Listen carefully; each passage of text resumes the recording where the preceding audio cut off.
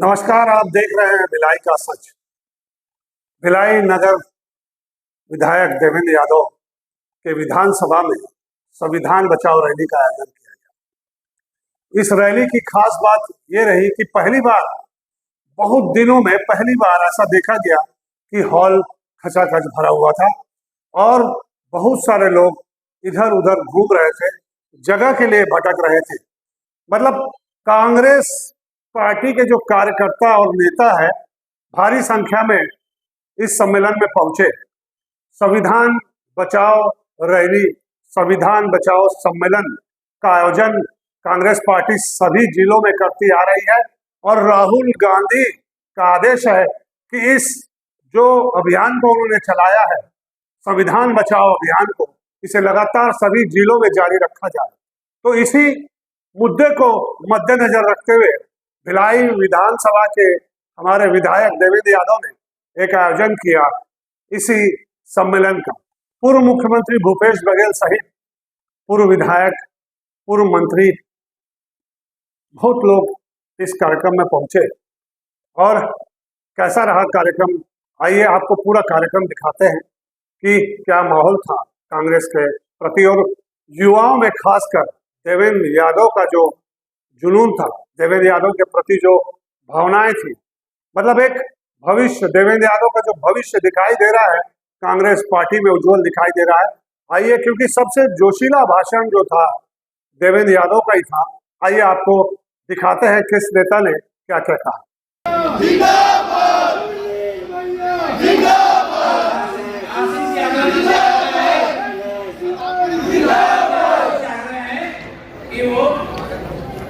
विभोर जी कहाँ पे है? विभोर जी आए, वो स्वागत करेंगे हमारे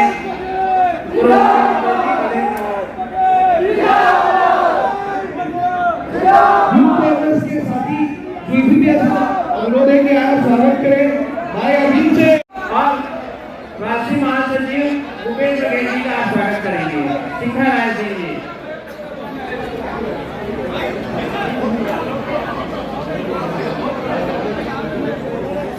गुड्डू खान जी उपस्थित हैं।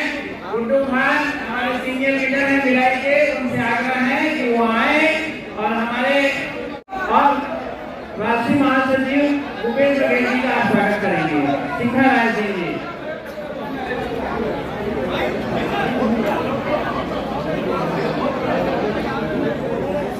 गुड्डू खान जी उपस्थित हैं। गुड्डू खान हमारे सीनियर लीडर हैं भिलाई के, उनसे आग्रह है कि वो आए और हमारे क्या बोलो शिखा राय सिंह जी, शिखा राय सिंह आ रही है क्या?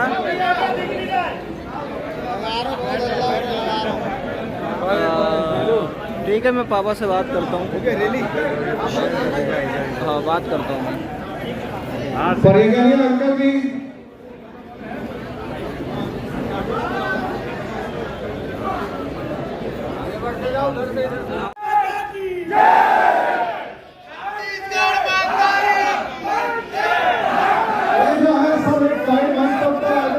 छोटे भाइयों,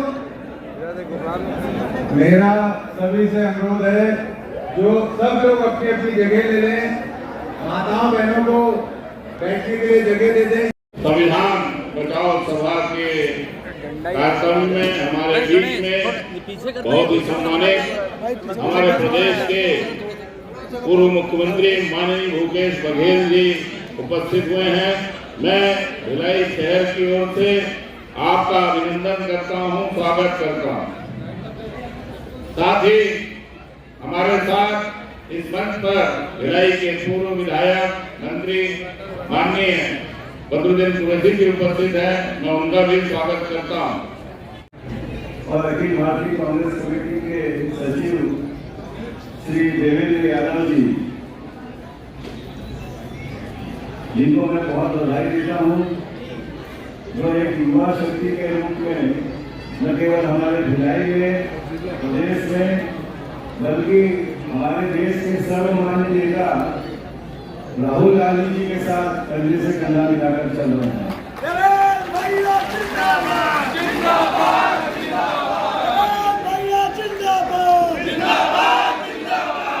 उनकी कार्य क्षमता किसी से नहीं है। मंच पर उपस्थित हैं भिलाई विधानसभा क्षेत्र के पूर्व विधायक श्री मुकेश चंद्राकर जी, भिलाई नगर निगम के महापौर, हमेशा स्वर्ण अक्षरों में लिखाया जाता रहेगा। 1947 में हमारा देश आजाद हुआ। प्रथम प्रधानमंत्री के रूप में पंडित जवाहरलाल नेहरू ने शपथ ली और उन्होंने इस बात का संकल्प किया कि वे बाबा साहब भीमराव अम्बेडकर के बताए हुए संविधान के अनुरूप ही देश की संरचना करेंगे और उसके आधार पर ही उन्होंने। साथियों, आज भिलाई में जिस जगह पर हम खड़े हैं वो संविधान के बदौलत ये भिलाई इस्पात संयंत्र जो बना, जिसमें हिंदुस्तान के सभी प्रांत के लोग जो यहाँ आज सर्विस कर रहे हैं, नौकरी पा रहे हैं, ये संविधान के बदौलत है। देश आजाद होने के बाद संकल्प किया था पंडित जवाहरलाल नेहरू जी ने, इस देश के अंदर हर जगह उद्योग लगाया जाएगा और लोगों को नौकरी दी जाएगी। साथियों, उसी देश के आजाद होने के बाद उसी संविधान की रक्षा करते हुए हिंदुस्तान के अंदर पहला जो प्लांट बना वो भिलाई इस्पात संयंत्र बना और भिलाई इस्पात संयंत्र में हिंदुस्तान के सभी राज्य के लोग लाखों के तादाद में जो नौकरी पा रहे हैं, ये भारत का पहला जो संविधान बना जिसमें ये व्यवस्था की गई कि हिंदुस्तान के हर राज्य का व्यक्ति को पूरा अधिकार होगा, कहीं भी वो जाकर नौकरी कर सकता है। आज उसी बिना पर यहाँ भिलाई में जो आज एकत्रित है और आप तमाम लोग जो आए हुए हैं जो विभिन्न राज्यों से संबंधित रखते हैं, उन तमाम लोगों को इसी संविधान के अंतर्गत आज नौकरी कर रहे हैं। मैं चाहूंगा कि इसी प्रकार से जैसा आज आपने मदद की है, इसी प्रकार का संविधान बनाने के लिए आप पूरी तरह से मदद करेंगे। इन्हीं शब्दों के साथ मैं मैनेजमेंट को भी बहुत बहुत धन्यवाद देता हूँ कि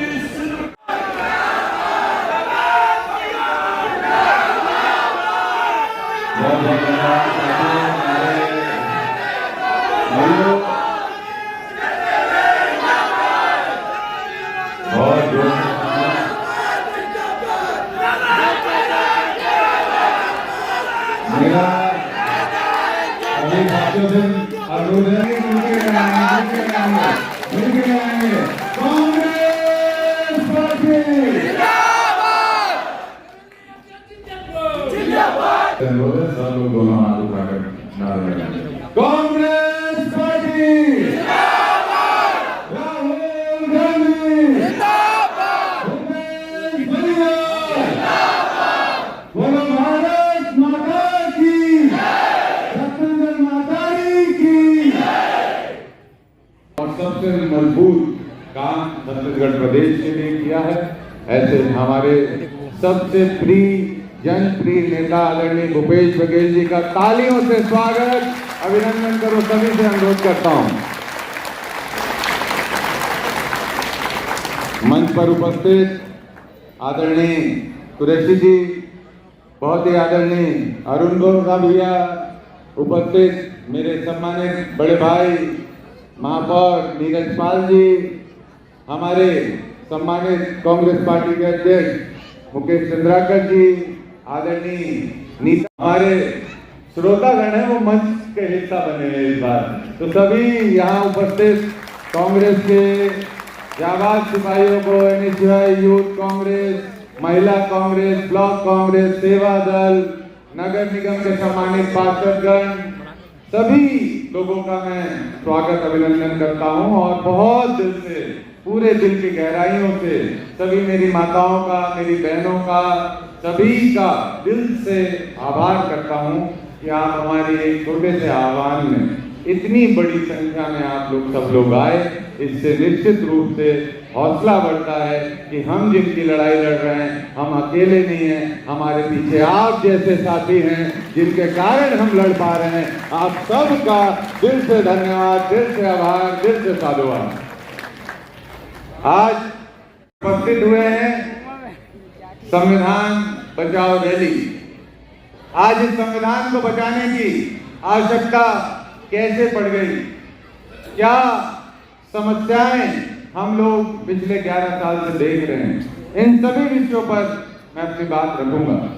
हम भारत के इतिहास को देखें तो भारत एक ऐसा देश जहां बहुत सारी विविधताएं हैं, बहुत सारे नियम, कायदे, कानून समय समय में पिछले 5000 सालों में लोगों ने बनाए और हम हमारे पुरखों की इज्जत भी करते हैं, उसको मानते भी हैं। लेकिन कहीं ना कहीं हमने देखा जो प्रथाएं चलती आई थी उसमें कहीं ना कहीं समानता की कमी थी, मौलिक अधिकारों का हनन था, महिला पुरुष इन सब के बीच में कहीं ना कहीं जो समानता आनी चाहिए, राजा, कोई राजा हो या कोई आम नागरिक, ये सब नहीं था।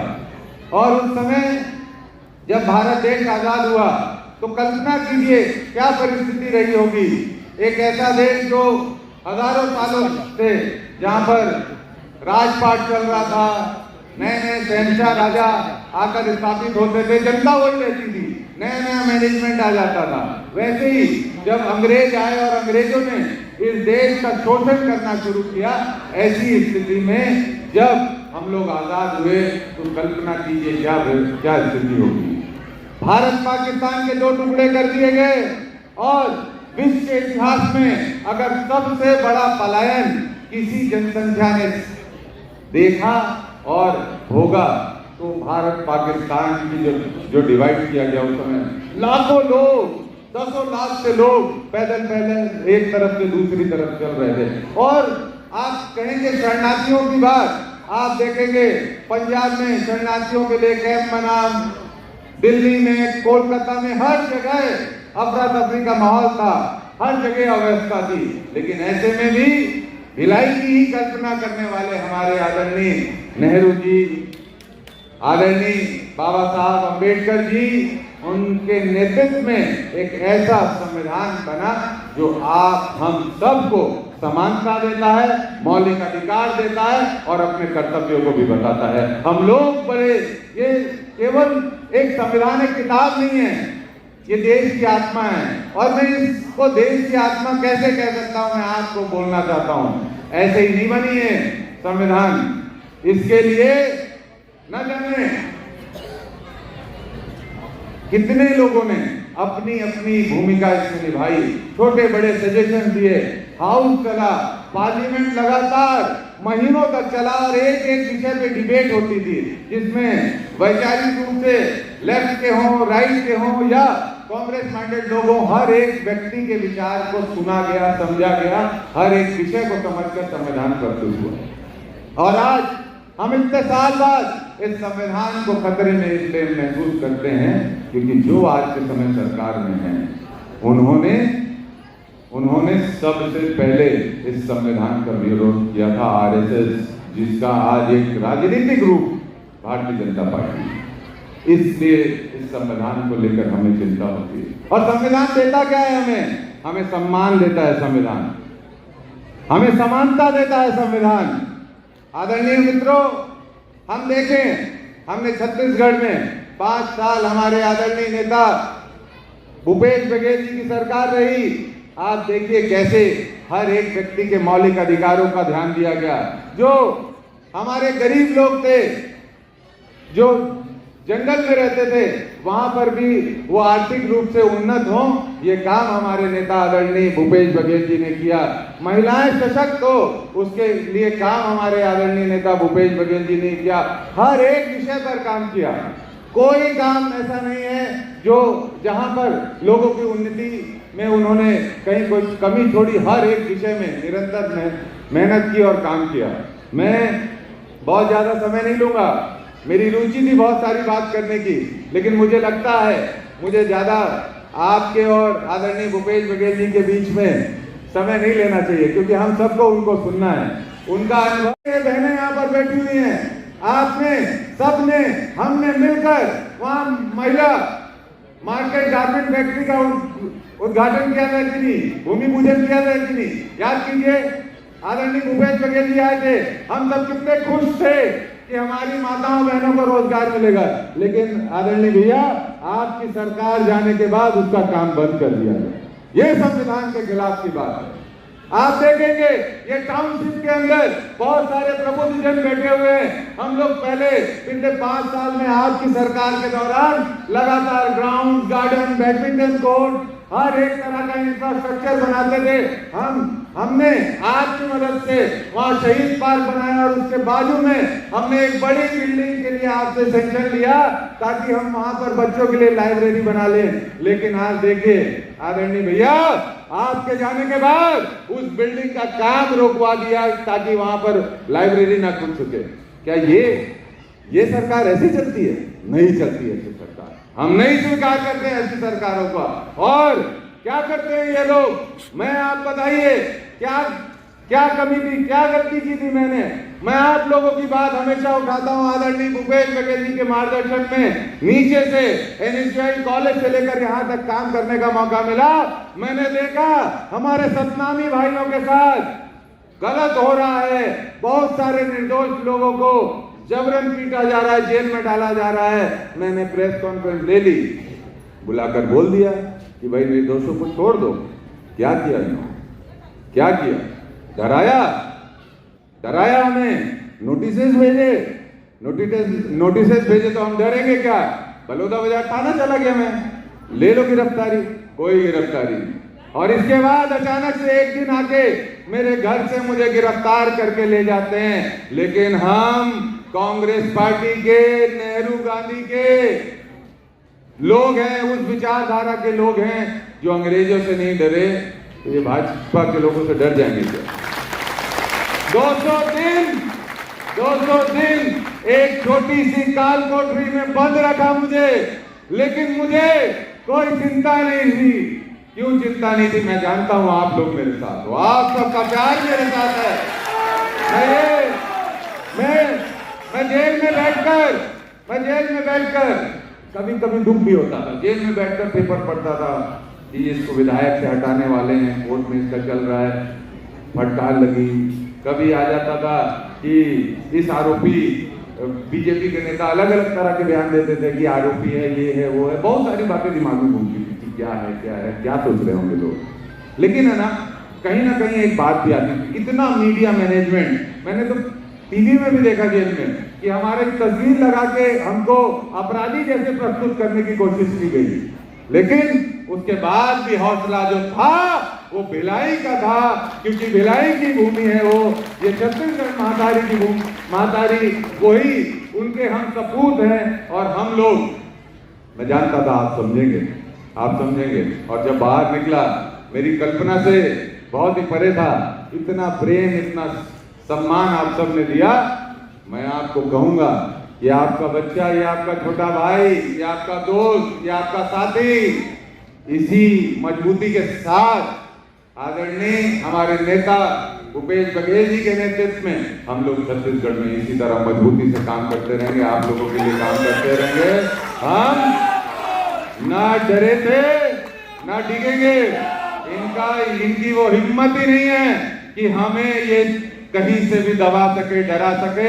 आप सबका प्यार मेरे साथ है। आप सब इतनी बड़ी संख्या में आए तो मैं आप सबका दिल से धन्यवाद, आभार करूंगा, क्योंकि हमें हमारे नेता को सुनना है संविधान के विषय में। वो बहुत विस्तृत रूप से आपको क्या होगा। आप दिन रात मेहनत करते हैं, पसीना बहाते हैं ताकि अपने बच्चों के भविष्य सुरक्षित कर सकें। एक सेक्टर 10 के स्कूल, सेक्टर 4 के स्कूल, कितने बढ़िया स्कूल थे, सब खत्म। अब आपको जबरदस्ती प्राइवेट स्कूल में जाकर आपको 40,000 50,000 रुपया खर्च कर रहे हैं। Bhilai plant hospital, sector 9 hospital, देश के कोने कोने लोग इलाज कराने आते थे। आज किसको इलाज मिल रहा है? डॉक्टर नहीं है, दवाइयाँ नहीं है, स्टाफ नहीं है, इलाज कराने के लिए प्राइवेट में जाते हैं, कितना खर्चा आता है। तो जो आपको अधिकार मिला था सब छीनने का काम कर रहा है। ये संविधान बचाओ रैली इसीलिए है और इस कारण से इसका नाम दिया गया है। पहला लाइन मेरा यही था और वही हुआ, सारे मामले देवेंद्र के ऊपर डाल दिया गया। अरे आज भी जो सतनामी समाज है, कोई पवित्र जैन खाम है, जिसे काटा गया, जिसके कारण से आंदोलन हुआ, तो समाज की मांग थी कि उसकी सीबीआई जांच होनी चाहिए, आज भी मांग वहीं से वहीं खड़ा है। लेकिन अभी भी न्याय नहीं मिला सतनामी समाज को। 186 लोगों को जेल भेज दिया, 6 महीने तक जेल में रहे। सुप्रीम कोर्ट और जमानत लेकर सरकार के समाचार। अरे तुम्हारी सरकार में देश में कभी कलेक्टेड और एसपी कार्यालय नहीं चला, लेकिन भारतीय जनता पार्टी और उत्तर प्रदेश सरकार में कलेक्टेड और एसपी चला है। तुम्हारी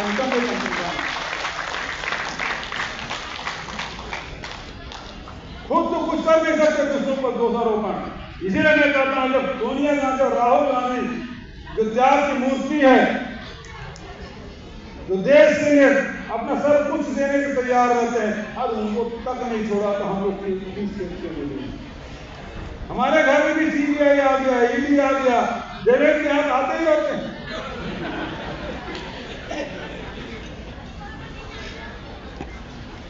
लेकिन हम कांग्रेसी हैं, उस मिट्टी के बने हुए हैं जो न गोरे अंग्रेज से डरे न काले अंग्रेजों से डरना।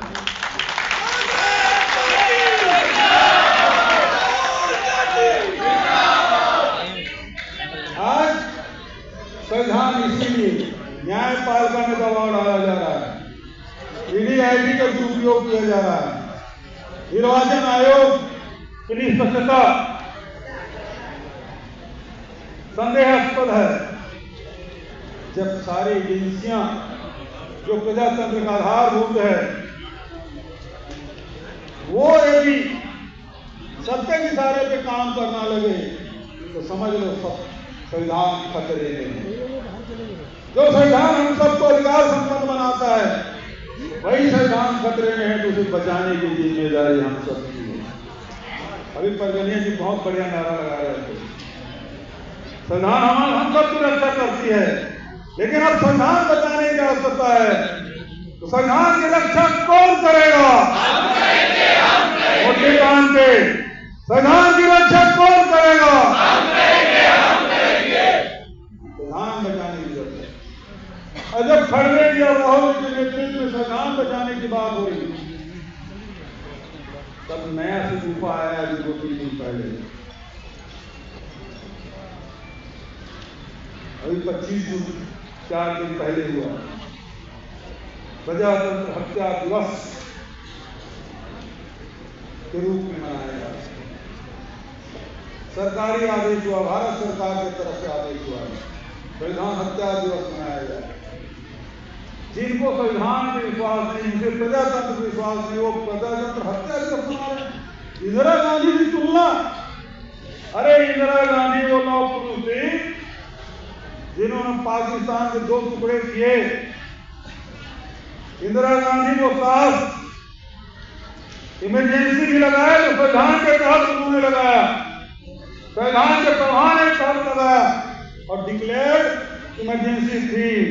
लेकिन मोदी जी आप बताएं 11 साल में देश में क्या चल रहा है? आप तो घोषित भी नहीं कर सकते इमरजेंसी से बुरी हालत। कोई मीडिया हाउस उसके खिलाफ चला दे,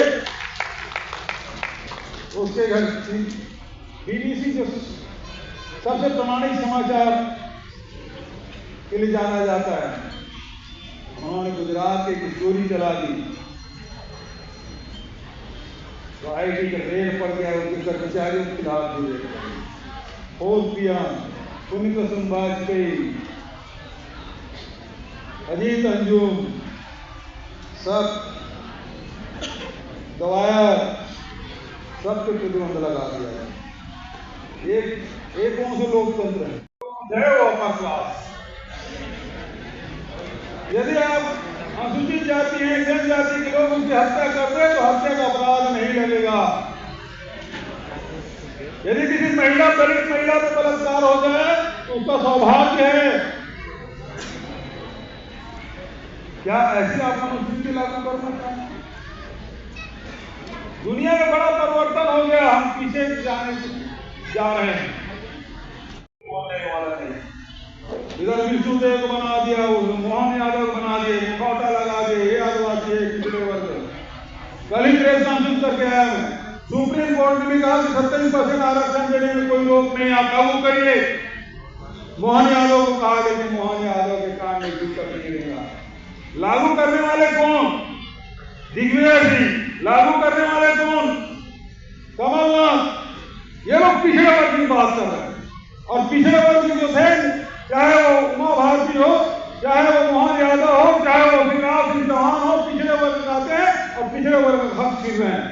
आज यही विष्णुदेव साहब रायगढ़ के लोकसभा सदस्य और रायगढ़ जिले में, रायगढ़ लोकसभा क्षेत्र में आदिवासियों के खेत के जंगल काटे जा रहे हैं, गांव के जंगल काटे जा रहे हैं, आदिवासियों को शहीद किया जा रहा है, आदिवासियों को जेल में कूदा जा रहा है, बस्तर में फर्जी एनकाउंटर में मारे जा रहे हैं, फर्जी केस बनाए जा रहे हैं।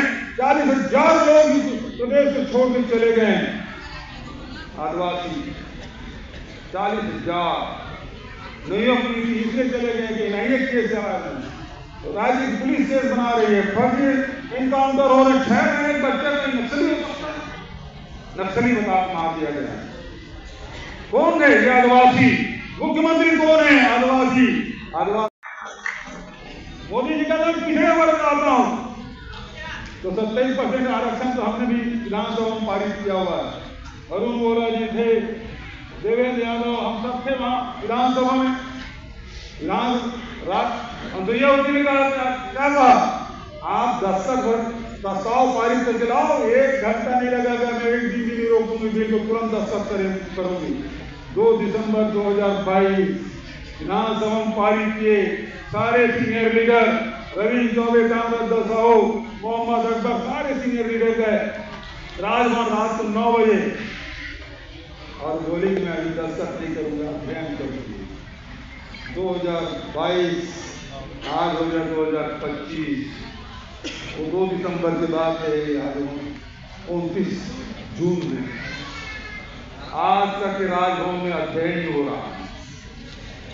शिक्षा में आरक्षण मिलना चाहिए अनुसूचित जाति, जनजाति, पिछड़े वर्ग को। व्यवस्था किया था किसने? अर्जुन सिंह ने। लागू हो रहा है क्या? नहीं हो रहा। क्यों शिक्षा को वंचित किया जा रहा है? क्योंकि आप शिक्षित, क्योंकि अम्बेडकर जी ने कहा शिक्षित बनो, संगठित हो, संघर्ष करो। और आज ये भारतीय जनता पार्टी सरकार नौजवानों को, महिलाओं को, बच्चों को शिक्षा से वंचित करना चाहते हैं, ताकि देश की जनता केवल 5 किलो अनाज में खुश रहे, कोई अपनी मांग को आवाज न दे सके, न्याय के खिलाफ लड़ न सके। इसलिए आपको शिक्षा से वंचित किया जा रहा है।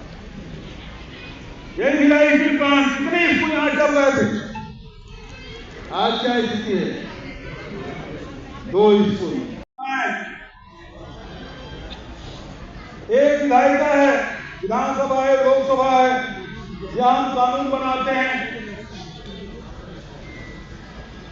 दूसरा कार्यपालिका है, जो विधानसभा लोकसभा में कोई काम स्वीकृत हुआ उसे एग्जीक्यूट करने का काम कार्यपालिका का है। और संविधान के विपरीत कहीं काम हो रहा हो, इसके लिए न्यायालय है, न्यायपालिका। सबकी जिम्मेदारी अलग अलग है और उसके साथ साथ अलग अलग संस्थाएं बनी, निर्वाचन आयोग बना ताकि निष्पक्ष चुनाव हो सके। न्यायपालिका बने ताकि कोई भी व्यक्ति वहां जाके सरकार के खिलाफ आवाज बुलंद कर सके, न्याय की गुहार कर सके, न्याय अपना अधिकार ले सके।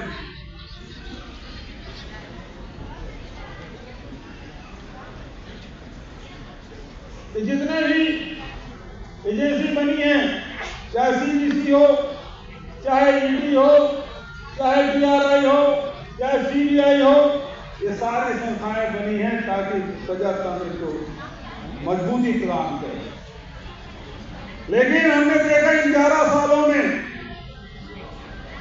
मोदी जी की सरकार में सारे संस्थाओं को कमजोर करने का काम किया जा रहा है। आज इलेक्शन कमीशन में ऐसे लोगों को बिठा दिया गया है जो सरकार दिन कहे तो दिन और रात कहे दिन तो रात कहे तो रात कहने वाली। आज निष्पक्ष चुनाव नहीं हो रहा है। देश की जनता कहते हैं कि चुनाव निष्पक्ष नहीं हो रहे हैं। आप वोट किसी डालते हैं, रिजल्ट कुछ और आ रहा है। मतदाताओं की संख्या बदलते जा रहे हैं, बढ़ रहे हैं, काट दिए जा रहे हैं। यदि पता चले ये मोहल्ला कांग्रेसी है तो वोट काट दिए जाते हैं, वोटर लिस्ट नाम काट दिया जाता है। अल्पसंख्यक है तो वोटर लिस्ट नाम काट दिए जाते हैं। मशीन बदल दिए जा रहे हैं, मशीन में आंकड़े अलग अलग आ रहे हैं, कोई सुनवाई नहीं। तो लोकतंत्र का सबसे पहला काम निर्वाचन है और निर्वाचन ही निष्पक्ष नहीं हो रहा। ED, ID, CBI ये भ्रष्टाचार को रोकने के लिए, लेकिन आज उसका उपयोग क्या कर रहे हैं? ये विपक्ष के लोगों को दबाने का काम कर रहे हैं, डराने का काम कर रहे हैं। कोई सरकार के खिलाफ बोले तो उसकी बोलती बंद कर दी जाएगी, उसको जेल में डाल दिया जाएगा, उसकी संपत्ति जब्त कर ली जाएगी। आप याद करें पिछली सरकारों को, चाहे मनमोहन सिंह की सरकार हो, चाहे अटल जी की सरकार हो, उसके पहले चाहे नरसिम्हा राव, राजीव जी की सरकार रहे हो, हर को बोलने का अधिकार है। चाहे वो कलाकार हो, चाहे वो किसान हो, मजदूर हो, चाहे उद्योगपति हो, सरकार की नीतियों की आलोचना करते थे। लेकिन अब यदि कोई धोखे की आलोचना कर दे तो उसके घर छापे पड़ जाते हैं, कोई विरोध नहीं कर सकता। पहले खूब बदनाम करेंगे, मीडिया में छपवाएंगे, लेकिन जहां भारतीय जनता पार्टी में शामिल हुए तो बिल्कुल वॉशिंग मशीन में धुले जैसे बिल्कुल पाक साफ हो जाता है।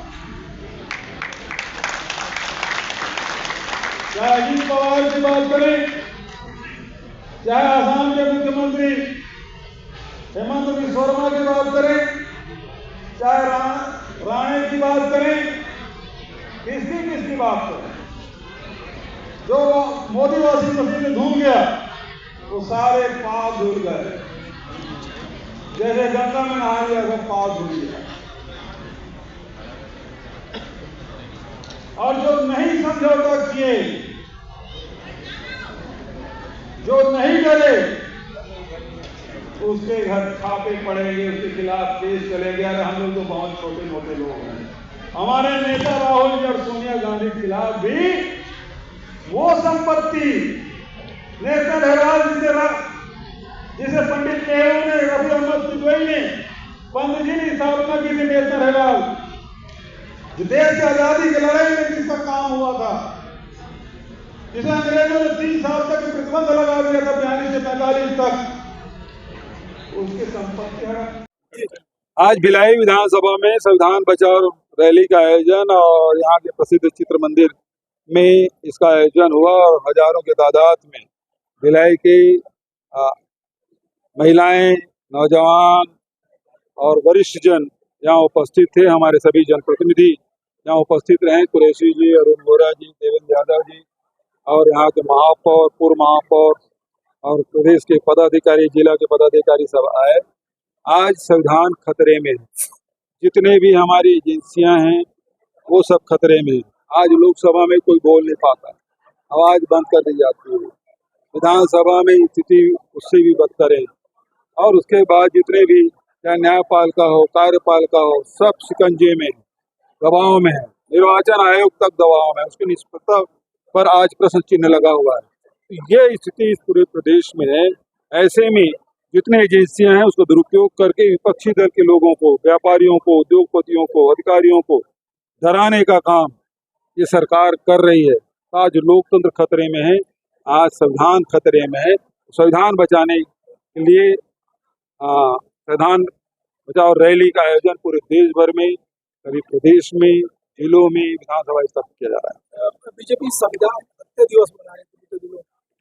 इंदिरा जी ने घोषित रूप से इमरजेंसी लागू की थी। इमरजेंसी में जो ज्यादतियां हुई हमारे नेताओं ने खुलेआम स्वीकार की, लेकिन उस समय कुछ अच्छे काम भी हुए। गरीबों को जमीन बांटने का काम हुआ, जो साहूकार थे, जो ब्याज सूदखोर थे, वो जो चंगुल में फंस गए थे आम जनता, उसको वापस कराने का काम किया। बहुत अच्छे काम भी हुए, लेकिन कुछ गलत काम हुआ और हमारे नेताओं ने स्वीकार किया कि इमरजेंसी गलत है। लेकिन उसी इंदिरा गांधी ने इमरजेंसी समाप्त करके लोकसभा के चुनाव कराया। आज 11 साल से इमरजेंसी लगा हुआ है घोषित रूप से। कोई मीडिया सरकार के खिलाफ नहीं बोल सकती, कोई नेता सरकार के खिलाफ नहीं बोल सकता, उद्योगपति के बोलने का सवाल ही नहीं उठता। नहीं तो पहले नीतियों पे उद्योगपति बोला करते थे, इंटरव्यू छपते थे और नीतियों के बारे में डिस्कशन होता था। अब कोई डिस्कशन नहीं होता, कोई बोले तो दुश्मन की तरह व्यवहार करते हैं, कुचल देते हैं। मुख्यमंत्री विष्णुदेव साय पाटन आए थे, हर्बल यूनिट को उद्घाटन किया, आपका भी वहाँ आना था। देखिए, वो हमारे शासन काल में है और चूंकि आचार संहिता लगा था, इसका उद्घाटन नहीं हो पाया। 1.5 साल इंतजार करना पड़ा तब उद्घाटन हुआ। और आज सुबह मुझे निमंत्रण मिला 10 बजे, क्योंकि कुछ पारिवारिक काम थे। हमारे एक मित्र हैं, उसके यहाँ गमी हो गई थी, मुझे वहाँ जाना था अंत्येष्टि में। एक जगह हमारे गांव में जो डॉक्टर हैं उसकी लड़की खत्म हुई, दसगात्र में जाना था, तो इस कारण से वहाँ जा नहीं पाया। पहले से कोई सूचना तो थी नहीं और आए हैं, स्वागत है, अच्छी बात है। खड़गे जी आ रहे 7 तारीख को, कितनी तैयारी है और किस रूप में देखते हैं? देखिए, राष्ट्रीय अध्यक्ष खड़गे जी छत्तीसगढ़ से ही बने। जब यहाँ प्लेनरी सेशन हुआ तो खड़गे जी राष्ट्रीय अध्यक्ष निर्वाचित घोषित, और आज फिर से 7 तारीख को खड़गे जी छत्तीसगढ़ आ रहे हैं। हम लोग सब उसका भरपूर स्वागत करेंगे और अच्छा कार्यक्रम होगा। बीजेपी मंत्रिमंडल का विस्तार नहीं कर पा रही है, क्या लग रहा है, क्यों नहीं कर पा रही है? अरे बीजेपी कुछ नहीं कर पा रही, केवल विरोधियों को दबाने कुचलने का काम कर रही। धान खरीदे हैं, डबल इंजन की सरकार, धान सड़ रहा है, जंगल काटे जा रहे हैं, आदिवासियों को पलायन करने के लिए बाध्य कर रही है। और उसके साथ साथ आप देखोगे कि आज किसानों को डीएपी नहीं मिल पा रहा है। आज ये राष्ट्रीय अध्यक्ष भी नहीं चुन पा रहे हैं। नड्डा कार्यकाल कब से समाप्त हो गया है, मंत्रिमंडल के बाद छोड़िए, एक राष्ट्रीय अध्यक्ष नहीं बना पा रहे। नगर विधानसभा में संविधान बचाओ रैली का एक बड़ा कार्यक्रम हुआ था, क्या कुछ संदेश देने की कोशिश? देखिए, भारतीय जनता पार्टी जिस तरीके से सरकार चला रही है वो मौलिक अधिकारों का हनन कर रही है। भले वो पंचायत स्तर का व्यक्ति, नेता हो, कार्यकर्ता हो या व्यक्ति हो, या महिलाएं हो या हमारे बच्चे हों, हर स्तर पर उनके साथ धोखा हो रहा है। जिस तरीके से 10,000 स्कूल बंद किए जा रहे हैं, ये भी हमारे बच्चों के मौलिक अधिकारों का हनन है। जिस तरीके से नौकरियां कम की जा रही है मर्जिंग के थ्रू, ये भी हमारे संवैधानिक अधिकारों का हनन है। इस तरीके से निरंतर देश के अंदर राजनीतिक गतिविधि हो या जनता का विषय हो, सरकार का की जो रवैया है वो बेहतर नहीं है, अच्छा नहीं है। इसके खिलाफ पूरे देश के अंदर आदरणीय राहुल गांधी जी के नेतृत्व में हम लोग काम करेंगे। कैसे तैयारी? मजबूती से तैयारी है, पूरे प्रदेश के लोग वहाँ उपस्थित होंगे।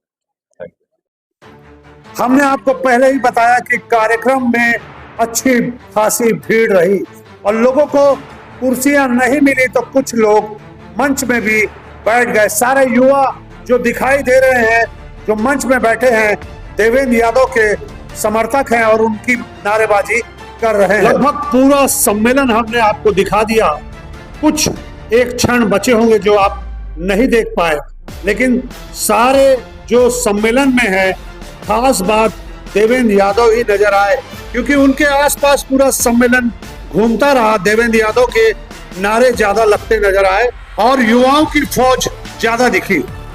कुल मिलाकर सम्मेलन सक्सेस था। बहुत दिनों बाद भिलाई में एक अच्छा कार्यक्रम कांग्रेस का आयोजित हुआ। कार्यक्रम में सबसे खास बात देवेंद्र यादव के प्रति युवाओं का जो रुझान था वो रहा और देवेंद्र यादव पूरे कार्यक्रम में छाए रहे। बहुत दिनों बाद कई कांग्रेसी नजर आए, महिलाएं और जो बुजुर्ग हो गए हैं कांग्रेसी वो भी मंच पर और नीचे बैठे कुर्सियों पर दिखाई दे रहे थे। आज के इस कार्यक्रम ने कार्यकर्ताओं में एक जोश भर दिया है। ऐसा लगता है कि वैशाली नगर में दोबारा कांग्रेस की वापसी हो सकती है, क्योंकि सारे जो कार्यकर्ता नजर आ रहे थे वो वैशाली नगर विधानसभा के दिखाई दे रहे। आप देख रहे हैं भिलाई का सच। हमारा चैनल अगर आप लगातार देखते हैं, पसंद करते हैं तो लाइक, शेयर, सब्सक्राइब करना न भूलें। नमस्कार।